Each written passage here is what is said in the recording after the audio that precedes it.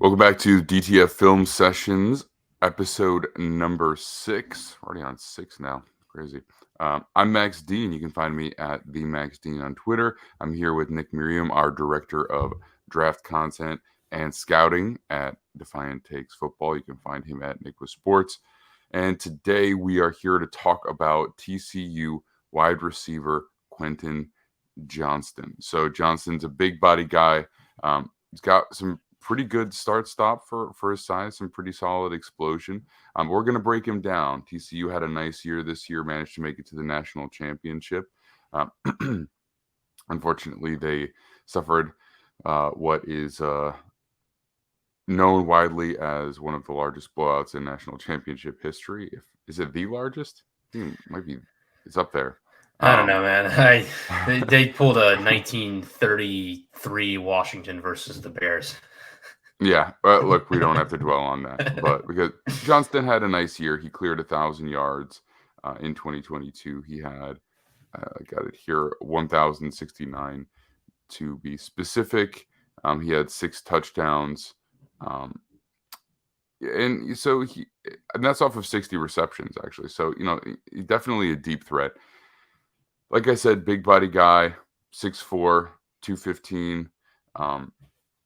Any sort of wide ranging thoughts you have on Johnston before we get into the tape itself?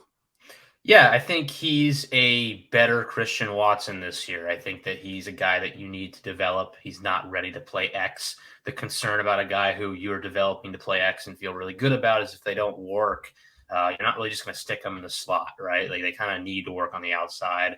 Otherwise, they don't quite have the fluidity maybe to play that position group. And it's a little bit of a gamble if you take these guys. That's why we've seen these type of players slip in the draft. I think there were teams with Christian Watson that were really excited about him last year and maybe even thought that his projection was high enough that you would take him earlier than he went. But it's hard to justify that type of player because if he doesn't work, he's probably not producing for you much at all. Luckily for Green Bay, it looked pretty good for them year one.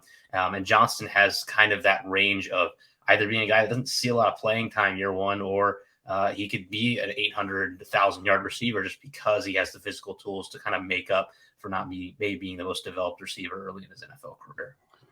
Do we think he's going to run that fast? Yes, I think he's going to run the 4.3s. Okay. Well, all right. I mean, you can kind of see that on tape, but sometimes I'm still not the best at gauging speed off of tape unless it's in the NFL because I just know what I'm comparing it to better. I'm not the greatest at judging straight off college tape. Maybe I should pause on this because we have seen Kyle Hamilton in the past not run the best 40 time because of kind of his height and the inability to get that stance. So maybe he runs in the 4.4s. Maybe that's a little bit of hyperbolic there. But I think when we look at the flying 20 of his 40 time and the 10 split, and we really get into the details of it, you're going to see one of those is going to be really good. And particularly with him, I think his off-ball speed is about as impressive for any prospect, especially at his size as I've seen. He clearly has a nice top speed. I just don't know if he has necessarily that kind of get off. But for 6'4", even if he doesn't have Christian Watson get off, it's still pretty impressive because he's pretty well built as well. All right, let's get into it here. Let's take a look at what you have set up for us to take a look at. So big, strong receivers, generally, we want to kind of teach how to become more savvy at the break point of their routes. They don't necessarily have the stop-start ability just on its own to create separation. So they need to use their arms, their length, kind of in ways that aren't generally going to be determined as pass interference to get open. And in his case, he has the length that it kind of naturally occurs sometimes. I don't think he's developed kind of this late hands thing where not late hands at the catch point way, but kind of like when you break out of your cut, you have your hand on the defender in a way that it is never extended fully, so they don't call pass interference, but you're also still kind of pushing off. It's kind of a veteran type play that is allowed at the NFL level that can help you gain separation. We'll talk about this more when we break down Michael Mayer at the tight end position. This is a thing he's very good at and does very consistently. Johnston doesn't really have that from experience, but due to his frame and kind of the size that he presents, it happens for him just kind of naturally. And I think on this play, although this is a ball I believe. I don't think he even gets the ball on. You kind of see that he, just because of his arm, he's able to kind of leave this receiver trailing behind him. And this is going to happen in the NFL even for him, I think, because of the size. It makes it difficult for receivers, even in close when they're right on him and trail, to kind of stick with him, because you're feeling kind of as a corner there, especially if you're peeking back at the quarterback, where the receiver is moving. And if that hand extends, you're going to run with it. And so you get cases like this on a curl route where Johnston just naturally slips open, despite really not breaking down here and creating that much separation with his feet. Well, they've clearly made it a priority to cover him. He's got two Yes. guys on him right here. And when he makes this break, like I said, I don't know if he has crazy get off, but he does have pretty crazy stop start for his size. So when he stops here, he probably assists himself slightly by getting hands on the DB and like creating some momentum for himself in the other direction. But it's very subtle, and he just gets both of these guys way off of him. Right here, you can see. Yeah, and they know that he's a deep threat and he's a guy that can burn him deep, and that's their priority. But if we look at the back side of this all 2022 clip, we can kind of see it. But the arm, the push off here, it's there. I don't think that gets called the NFL. I don't know, but it certainly has the strength that he's not going to have to really, work on this to the extent other than technique to make this a part of his game. And I think because of the type of receiver he is, it's going to be important for him to take advantage of it at the next level. Yeah, I don't think it gets called. Honestly, it's pretty subtle. I mean, it depends. As a rookie, it might, but once you establish a name for yourself, usually this kind of thing, it's pretty lax. Well, I think, this is a body control thing too. Naturally, your arm is going to, go up there when you're trying to stop. When you're in sync, you want your arm in sync with that leg you're using to kind of cut on a dime with. And because it's kind of a natural body motion, it's probably not something that ever gets called, because he's just trying to slow down, right? That would be the argument from his perspective. Yeah, I mean, you can actually see that the defender's arm is and he's kind of wrapped around him. Yeah. kind of wrapped around him. So I think he may be pushing slightly off of the defender's left arm. I'm not sure, but either way, it's a nice job. All right, let's go on to play 2 here. So, unfortunately, despite being huge and fast, he still has to learn to use his athletic gifts a little bit better. So he's going to have a post route, and this is maybe a touchdown with a better throw, even with the way he runs this route. But for me, I'd like him to simplify this a little bit more. Like, he has the ability to gain more separation than just leverage here with this guy with his speed as good as he has. I don't think this corner ever gives him leverage one way or the other. He can kind of just run his straight post route and probably get by him. But subtly, kind of before his break, he tries to kind of take this, this fake outside to gain the outside leverage. They tell you to kind of push that stem outside on these in-cutting routes almost every time. And I don't think he really needs to. I think he should just run these routes, use his speed and his explosiveness to get open. Instead of trying to fake this inside, because this is not really his game. Like, he's not a guy that I want to see stopping and starting at full speed. I want him to get ahead of steam and just keep going. And I think because he decides to do this, the corner here, or safety, is able to stay in the play more than he really should. Mm-hmm. Yeah, I mean, honestly, this should still probably be a touchdown. Yeah. But you can see where the throw ends up from here. Like, it's tight coverage. He does have position, but it's not a good throw. So basically, excuse me. And again, this is subtle stuff. Here, yeah. Right here, where he's giving this little like subtle shake outside, it's not the smoothest. He looks like he puts himself slightly off balance, and he just doesn't have full speed going into his break. So the defender is able to stay right in his hip pocket there. Now, just because of his size and his overall speed, he still ultimately has a position. And that, from a good NFL quarterback, is still probably a touchdown. But also from a good NFL DB, he might not get that separation without maintaining the balance. All right. Yep, for sure. All right, play 3. So size, strength, and off-ball speed, I think, are going to be the things that can create him becoming a good receiver. Like, obviously we've already seen the size in terms of gaining leverage on that last play and the ability to kind of physical his way open on that curl route. But the speed, we haven't really seen how that can create separation in terms of route stacking.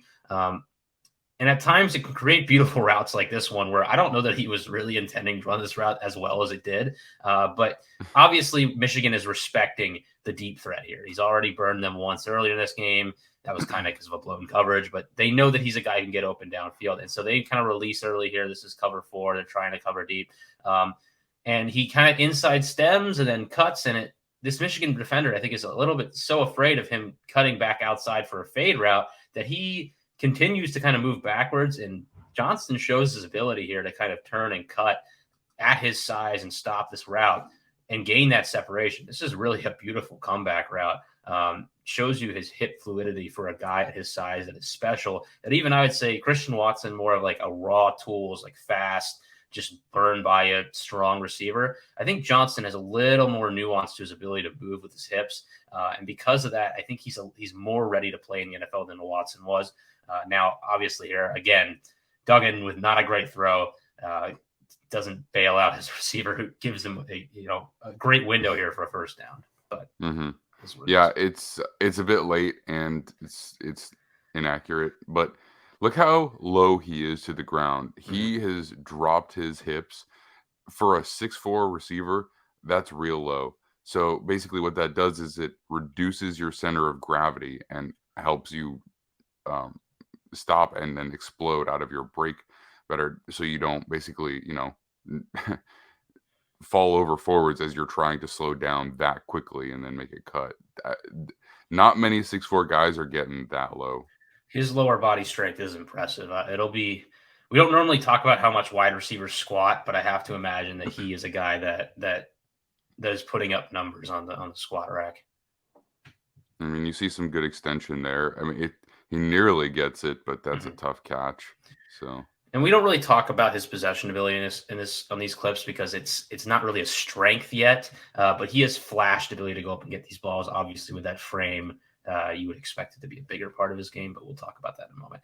Now, I think really the best thing that he has going for him right now is his ability after the catch. At his size, you don't really see guys move fast, ability to stop and start, but also have the toughness to just break tackles like he has. I think like a good comparison for him after the catch would be almost a DeAndre Hopkins, who we've seen at times in the NFL, when he is at his best, he looks different after the catch, right? Hopkins is a tackle breaking machine, but he also has a spin move. He can stiff arm you, and he can outrun you. And, maybe Deebo Samuel to an extent has that. I think Deebo looks more like a running back when he's running the ball. Johnston kind of has that receiver stop and start and open field ability that you don't see very often, and this is special. Now, this is just a drag screen. This is the long touchdown against Michigan in the national championship, and the long touchdown in itself really maybe emphasized a little bit by how much field he has to run, and just how badly Michigan kind of sticks with this play because they're in man, they blitz, I believe. But what's impressive here is the ability to make the defender miss in space. And again, this is a very subtle movement from him. It's just going to be kind of a hesitation move in space against the defender one-on-one.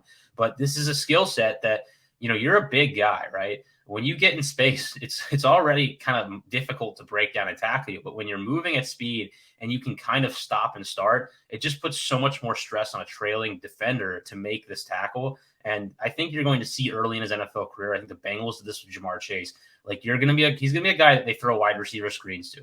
We're going to see what you can do in open field. How can you make guys miss? Can you create big plays on your own? And in this case, Michigan has the angle on him, and he just creates this one missed tackle that allows for the long touchdown. Yeah, this is a college football playoff, just to be specific. But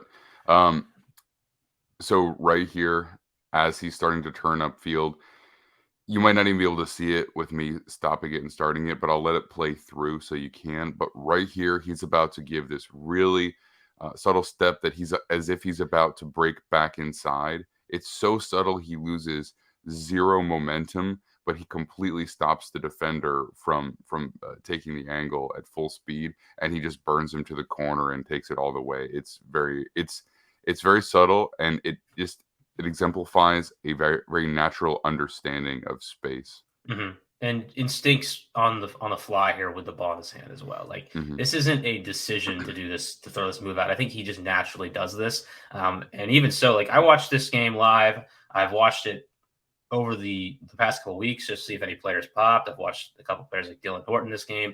This is not a play that I have ever watched him in. Like I'm going to throw this in a film review and talk about it. But when I really examined it, and you look at that in itself, there definitely is a subtle move there that creates this play.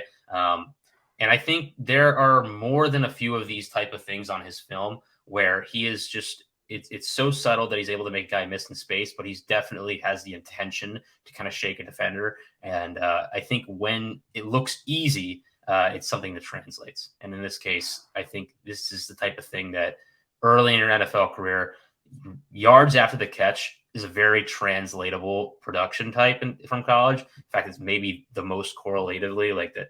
I don't know if that's a word that it correlates very heavily. And it will be something that they use.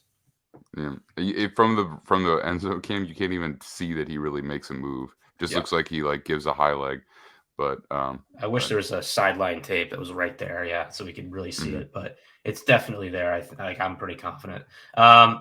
So this is going to be kind of a weird clip as well. But again, run after the catch ability. This is a blitzing corner, so he's just left wide open, right? And we're going to catch it. What I want to show again here, though, is this is just a dirty spin move. Like he completely throws this corner to the ground. And I think, remember, this is the Fiesta Bowl. This is played on the Arizona turf that we just complained about in the Super Bowl. He tears up the turf on this play. I think if we're playing on normal grass, he might score on this play. But again, this is the dynamism after the catch that I think exemplifies his game early on. We just talked about DeAndre Hopkins has made the spin move a big part of his game. When you're a guy at this size running downhill towards the sideline and you can stop and spin and keep going upfield, that is the type of athleticism that gets you drafted early. This is an absolutely ridiculous play call by the Michigan defense. Yes, it's bad. It is so outrageously disrespectful of Max Duggan that you would think that he cannot complete this pass to their number one option and a potential first-round pick. That is unbelievable. But yeah, this is how you lose games to teams you're probably better than. I mean, look at the space they've given him. I mean, it's actually pretty impressive that the defender actually even gets as close as he does. But it is, yeah, it's a nice spin move. And I think to be more technical about the spin move, how close his feet are when he's getting out of it.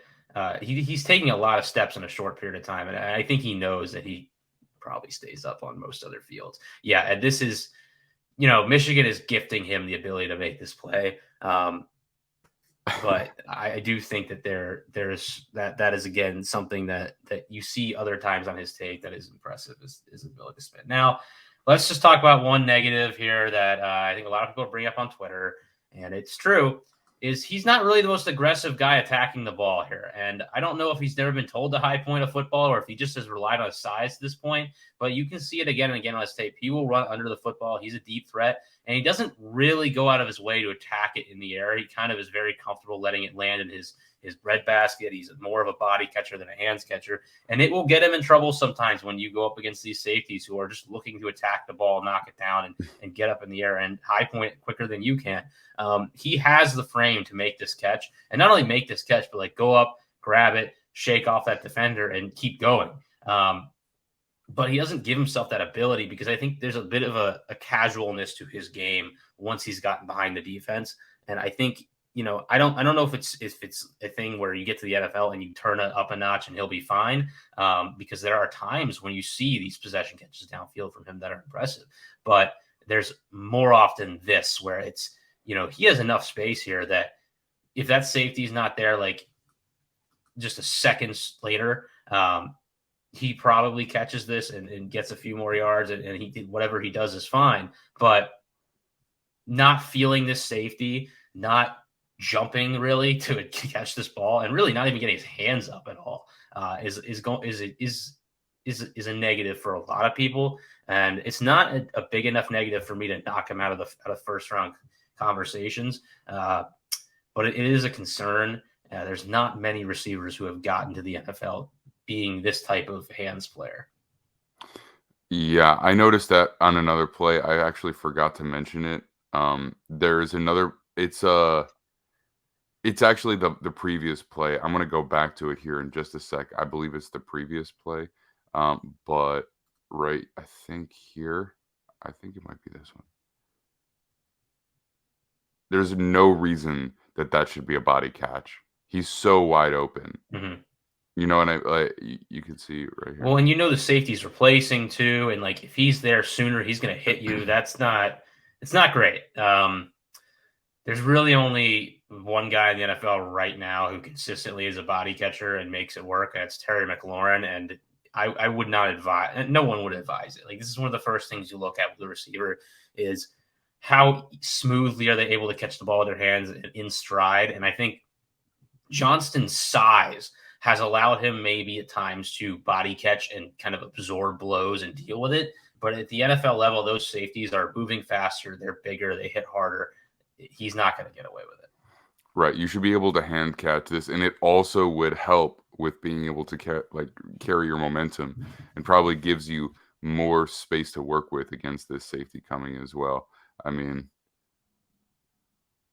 again, there has not been a single throw on this so far in this cut up that I've been like, oh, that throw really put him in a great position. You know, Mm-hmm. I guess maybe the last one where he gives him an opportunity to go up, but I'm not sure that was even what I would call a great throw. Mm-hmm. So that's not something that helped him out a whole heck of a lot, but yeah. For sure. And there are other plays on film where he definitely has not been helped by that. It was a problem. TCU's offense, I think, really asked him to run a lot of curls and post and go routes. He didn't really get to show a full route tree, even though I think he's more capable of running more other routes than we even saw. I tried to be a little bit balanced, and there's more balance in this video than would have been in past videos because I want to people to understand that this is a developmental prospect, right? Mm-hmm. Now, a really good one that the expectation should be that he's a guy who ends up starting for you at some point on the outside and produces it. He's going to get drafted in the first 25 picks, probably because of that. But he's also the type of player that coming into the year, I thought could be a top 10 player if we saw consistent production, and it didn't happen.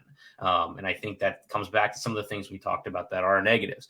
Now, there are excuses as well. The type of excuses that made TCU lose a national championship game by 58 points. But at his best, he also was a part of an offense that could get them to that national championship game. So, Mm-hmm. you kind of have a player that's reflected in the fact that this team in itself was inconsistent all year, even though they won the first 12 games. Definitely a different player, definitely a guy that has a wide range of outcomes. And depending on which team is drafting him, you could have him way higher on your board. I think like a team like the Giants is probably more looking for an X receiver type than others. But if you're a team like, Baltimore, you might be okay with taking a slot type at that point in the draft. Mm-hmm. Yeah, and I think I would be pretty shocked if he comes out and plays as 1,000-yard receiver as a rookie. I mean, just looking at this, he's definitely going to have big plays.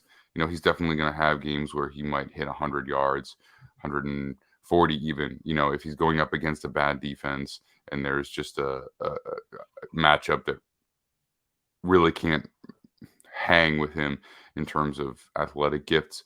But I don't expect that to be what he does over the course of a year. He's going to have to refine some stuff. Being able to outmuscle guys at the catch point, that will go a long way for him. So if he can translate that, if he can develop that in the NFL, it's going to help. But we'll see. It's one of those things that's kind of an inherent trait. I'm not sure how easy that is to learn. But all right. That's going to do it for us for this video. We're about to turn right back around and do Jackson Smith and Jigba. So let's get to it, guys.